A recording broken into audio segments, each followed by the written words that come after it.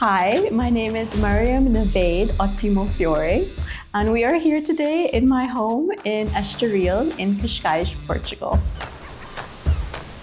I write books about what it means to be a global citizen, what it's like to constantly move out of your comfort zone and live a life in the unfamiliar. So that's really what prompted me to write my first book.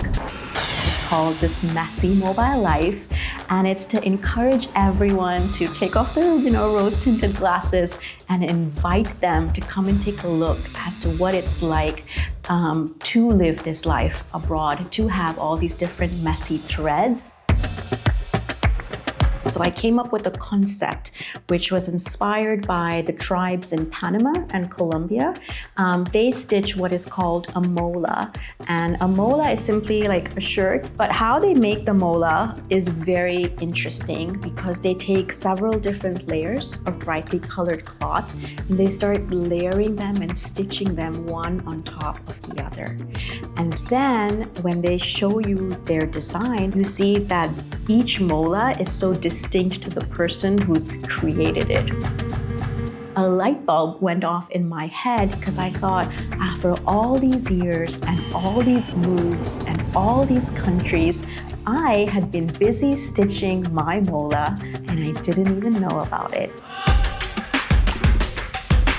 I recently published a second book, which is a novel, and it's set here in beautiful Portugal, in Cascais and Lisbon, and it's called The Guilty Can't Say Goodbye. It's a story of three women who move to Portugal and meet the first day of their kids' schools because they have an accident on a roundabout, which if you live in Portugal is an everyday occurrence, really.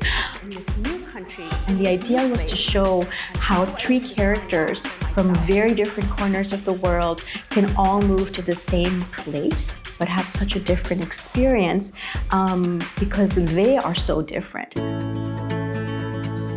This is where I spend most of my day. I sit here in the basement and I write.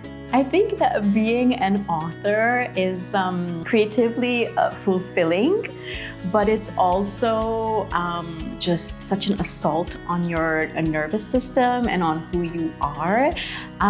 It's not an easy balance. I cannot work in the mess. So I write about a messy life, but my house is not messy because I need, to declutter. I need to focus. I am Pakistani.